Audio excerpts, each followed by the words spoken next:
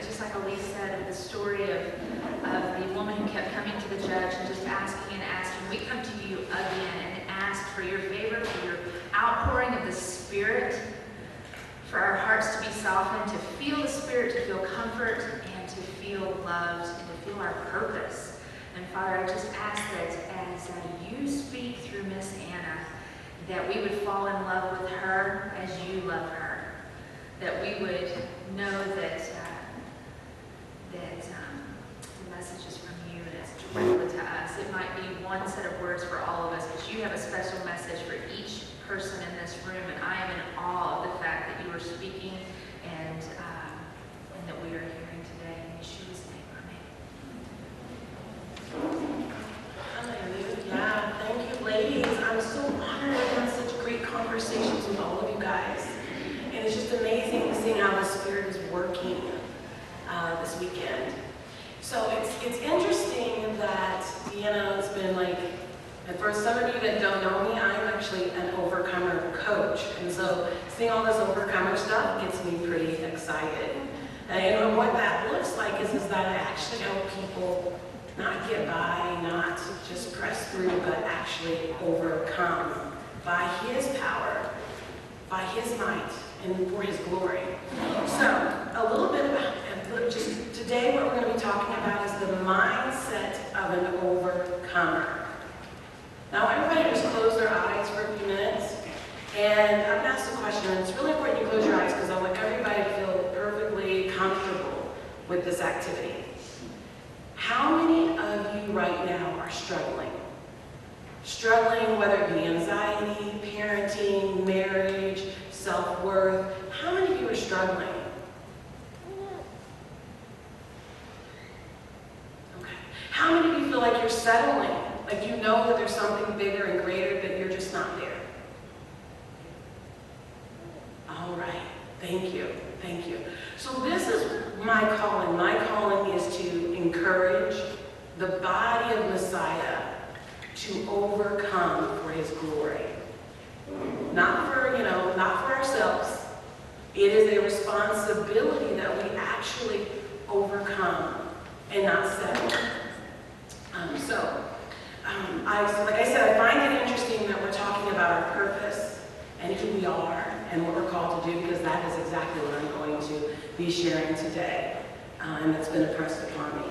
So right now, the body of the Messiah is unnecessarily, that is the bold word right there, unnecessarily weak.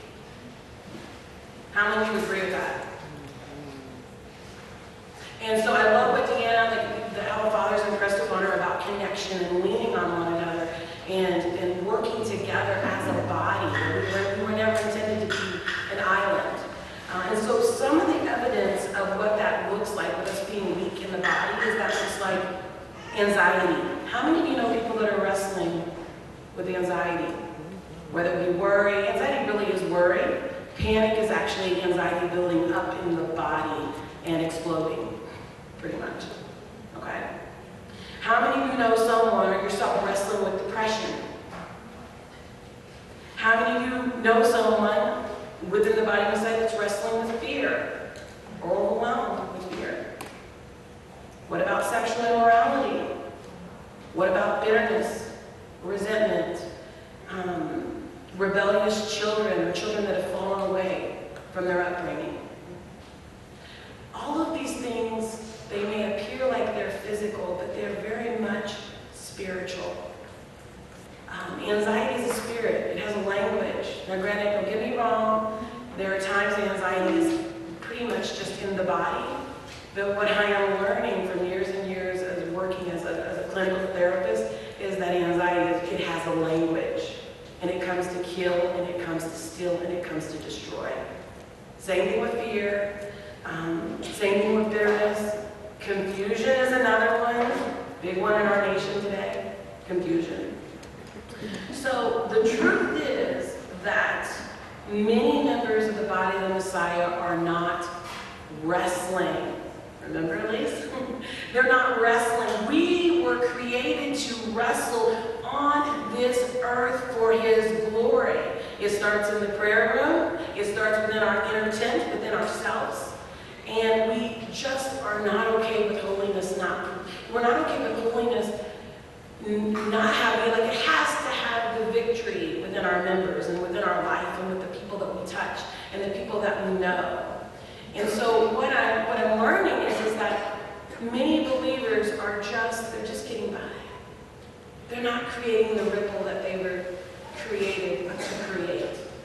And so that's why it's really important that we develop the overcomer mindset. Messiah had the overcomer mindset. He knew his mission, he knew his purpose, and he was determined to fulfill it. Okay. So many believers are just being passive. They're settling. They think this is just the way it is. I've got anxiety. I just worry a lot.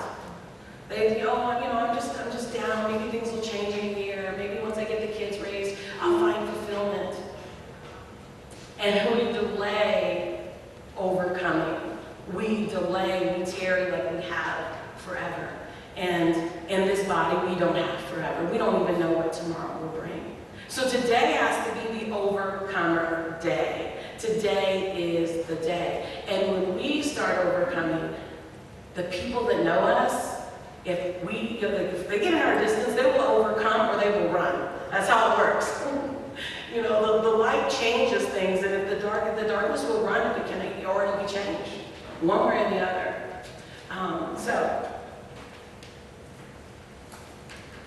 So we have to know our purpose. And like Deanna said, I am loved. I am loved.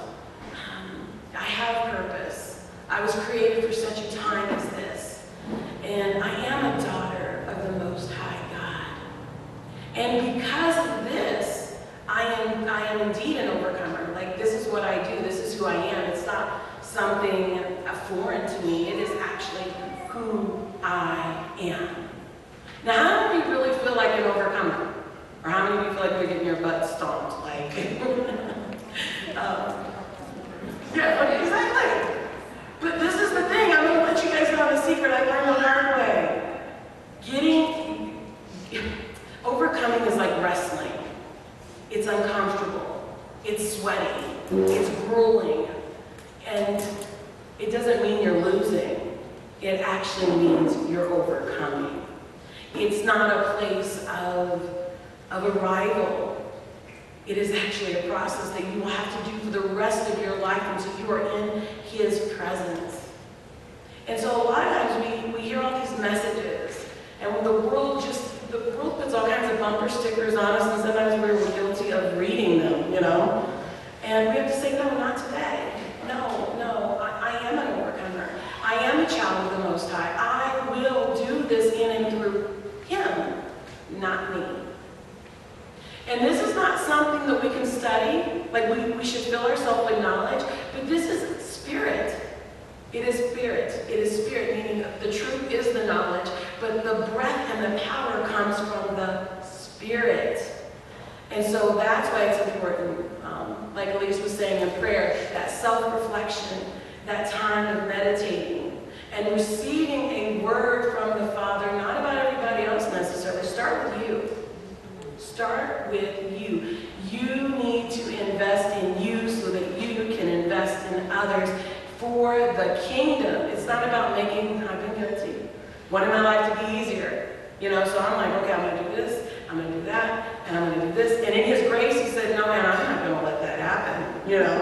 I'm not going to let that happen because it was about me.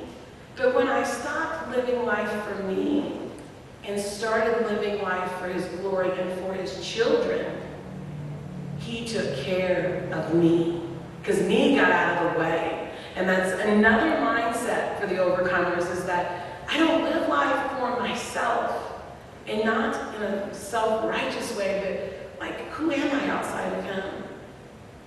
I don't have overcomer status outside of Him. I'm only an overcomer because He came, He lived, He died, and He rose again, that I could indeed have that status. Amen. And there's no amount of Torah, like Torah is wonderful, but without that spirit behind that Torah, we will continually be wondering why we are not overcoming. We're supposed to use those instructions to radiate holiness, and yet we have to have an intimacy with that holiness.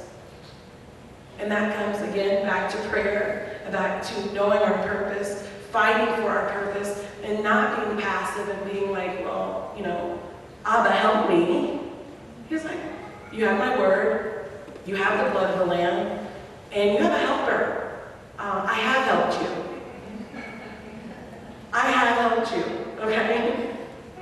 I have helped you. I remember one time I was praying to the Father, I was getting ready to do the self-pity thing. I didn't even know it, okay? I didn't even know it. I was like, oh, Father, I need groceries. And he said, stop right there. You've got food. I'm like, what? Yeah, are you sure about that? He's like, oh, no, you need to just go to that cabinet. And we had food. It wasn't what I wanted to eat, but we had food. And it was like, Anna, you come back to me when you run out of food. You know? And as Americans, sometimes we get very spoiled.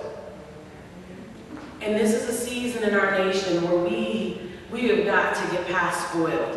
We have to get past easy because we are being pushed and pushed and pushed and pushed to the point if we don't take a stand, we'll fall off the cliff.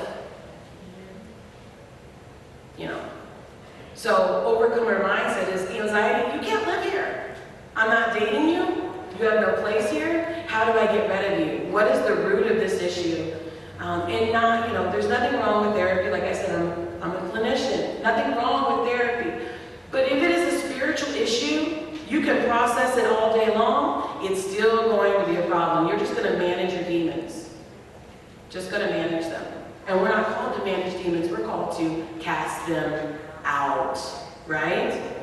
And sometimes those demons, they're fine with living and operating and breathing in the life of a believer. They don't need to possess you. They just need to mess up your world. Your effectiveness for the kingdom, right? Absolutely.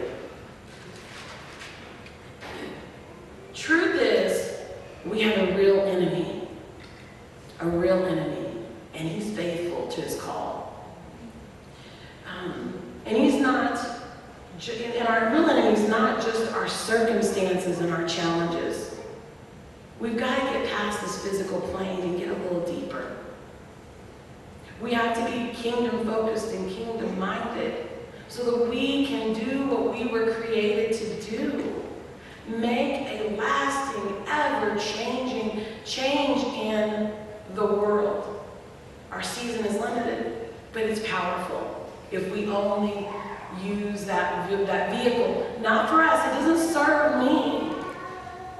I do what he calls me to do. I'm an ambassador for him. And when I do that, until my season's up, you can't kill me.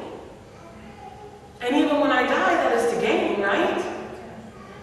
And so one of the most grueling overcoming things I have learned is I have to wrestle.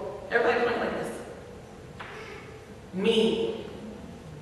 So I've got my flesh. Got to tell her no. And she likes her things, right? And then I have to tell all of that other stuff. Like maybe it's past. Maybe it's old messages. Maybe it's my feelings, which is a hidden idol. Did you know that? Feelings. And some people are just not willing to wrestle themselves. And I'm not talking about that self-deprecating wrestle. That will do no good. Trust me, I've been there. Okay? Don't just save yourself some time. Okay? It is encouraging yourself, no, we're not going to do this. I'm worried.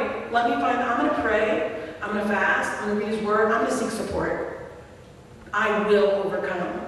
And I will endure, and I'll be patient, and I'll wait for his arrival. And I know that he's doing a good thing in this. And you know what? I'm not going to be ashamed. I'm not going to be ashamed that I'm not perfect. Because outside him, there is no perfection. I'm just going to be me and let his light shine in and through this imperfect vessel. So the enemy comes, that old serpent comes to kill, steal, and destroy. And he's perfectly fine with you being asleep and with you being passive and you being distracted. We start focusing on our challenges and we don't focus on the solution. And the solution, and I hold fast to this because I've lived it, it's my testimony. The solution, no matter what your challenge is, it will always be Him. So what do we do first? Oh, let me get the specialist. Let me study this. Now don't get me wrong, those are great things to do. But without Him, there's no revelation. Without Him, there's no true revelation. There's no true overcoming. So we're going to turn to John 10:10.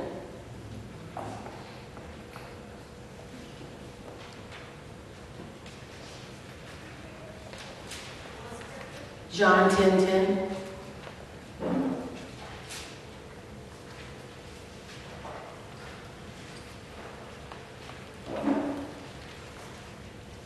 And it says that the thief does not come except to steal and to slaughter and to destroy. But Yeshua came that we would have life, and that we would indeed have life abundantly. Are you living the abundant life? Do you have love? Do you have joy? Do you have patience? Do you have shalom? Are you able to manage your members? Self-control. This is free. It just requires a surrender. We have to get out of the way. We have to get out of the way. And the messages we have to shoot them down. We have to wrestle the lies. And this is, I've coached people and they're like, Anna, what kind of God would do this? This is cruel. This is mean. This is unfair. He did it so that we could we are created in His image. We were created to overcome. We were created to do this. It's possible when we accept Him, like all of that stuff is just activated. But without Him, we can't do these things. So, like I said, I'm just going to touch back on this again. How does the enemy steal, kill, and destroy? I'm learning that he wants to take our purpose. We were created for His glory. That's why, most of you women in this room, if not all of you, want to glorify Him. That's why you follow His instructions. That's why you read His Word. But your body cannot the body can honor spiritual things, but it cannot be spirit. And so spirit is, for lack of better words, it's a mindset. It's a meditation. It's a power. It's an energy. It's the best way I can describe it. And so even if we do all the instructions and we lack love, we have nothing. If we are not serving Him with our entire being, we're at the basics. We're still looking. We're not in complete fellowship. We're kind of like there's a block there, and it's not Him. It's us. So the enemy comes to steal by distraction. Of course, feelings, ladies, we are wired for feelings. True or false? True. We're lit up, depending on the month, right? The time of month, it can be worse, it can be, we're lit up. It's like, Father, there's got to be a better way. Like, show me. I know we're in broken bodies, but help me. Yes. But feelings, women, a lot of us have an idol. And it's feelings. Oh, I don't feel like doing it, or he really hurt my feelings, or I'm unappreciated. That becomes an idol when we focus and meditate on our feelings. Let's kill it. And I don't say that cruelly, but if it's a cancer, let's cut it off so that we can breathe and live. Because whatever the Father cuts off, it doesn't come back. You're cured, you're healed, it's finished, okay? So, the other thing is the enemy wants to create identity confusion. And that is what we've been talking about today. And it's so important that we get that back to the basics of who we are. So, our mindset is everything. I think, therefore I become. If you entertain a thought long enough, you will support that thought with your actions. It's just a matter of time. Even if it's unspoken. Oh, God forbid, don't speak it, because that makes it even more difficult. It just brings it into the atmosphere. But it's still present. So ladies, we have all these conversations in our head. The overcomer doesn't let the messages just play in her head. She destroys those things that don't line up with his word. With the word. I remember one day sitting and doing dishes, and the enemy was having a field day. I mean, he comes after us. Minute the husband's gone, the enemy's like, oh yeah, she's all alone with these kids, let me drive her crazy, And I said, I was doing the dishes, and I was determined I was going to be virtuous. I was going to have a good attitude, And the enemy came and he says, oh, Tori, look at you. Your hands, they're sore. You've been working so hard. You got to stick your hands in this water. Nobody sees you. Oh, and I'm like, not today, Anna. I had a conversation. My kids were scared because I was having a conversation. Listen, it's okay to talk out loud for his kingdom. Yes. So I was wrestling out near the kitchen sink, the dishes, and you name it. Do it. And what you're doing is you're teaching your kids, this is how you fight. You don't take it. You don't take it. So I said, not today, Anna. We are not doing this. We will rejoice. We will be glad. And we will serve with a rejoiceful heart. My kids are just watching me. They were watching me. They were watching me. It scares my husband too. It really does. He's like, why are you talking about me to yourself? I'm like, you want me to have this conversation. I know it's kind of feels awkward to you, but you want me to have this conversation. I will love my husband. Let me say the other word. No, I am not doing that. So it's okay. Because you know what? You're wrestling. You're wrestling. And when you wrestle, guess what? His angels come and they support you. That power comes down from heaven. And there's nothing that can stop you because you are wrestling for what team? The winning team. It always wins. Hallelujah. So problematic mindset, real quickly. I am alone. Beware of that thought. I am alone. Nobody sees me. Poor me. It's not fair. Mamas, get over it. I'm sorry. Okay. It's not fair. It's what we do. Okay? Things shouldn't be this way. Do not should on yourself. Okay, really. If you hear that should, just kill it. Things shouldn't be this way. Yes. It's real easy, kind of. But do not should on yourself. Okay? Okay, really, honestly. I hope it sticks. Okay? Should I spell the word? Okay. You guys understand what I'm saying, right? And all of these thoughts have one thing in common. Me, me, me, me. I wasn't created for me. I was created for him. And see, this is just like static. We don't even recognize it. And for the sake of time, I won't go into my testimony, but what I can tell you is if you could overcome in the flesh, I would have did it. Been there, done it, tried it, about died trying, but I did it. I strategized. I felt alone. Nobody understood me. Nobody saw me. And in my desperation, I found him in the prayer closet. Well, no, Father, forgive me. He found me. He found me. And so out of that, I've been called to be everything that I didn't have. For the woman that's struggling, that nobody does see her, she's uncomfortable talking to certain people. I've become that person because I know the pain. So I would encourage any woman that's wrestling, don't do it any longer alone if you don't have to.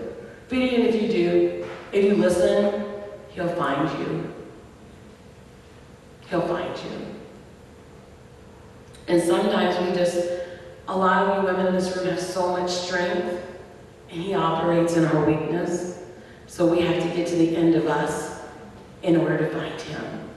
And it took me 12 years to get to the end of me. And she still tries to resurrect from time to time. Yeah, it's like I'm dying. We're going to die today. We're going to die today. Yes, we're walking dead. So real quick, the mindset of an overcomer. My circumstances and challenges do not define me or my status. I am indeed an overcomer.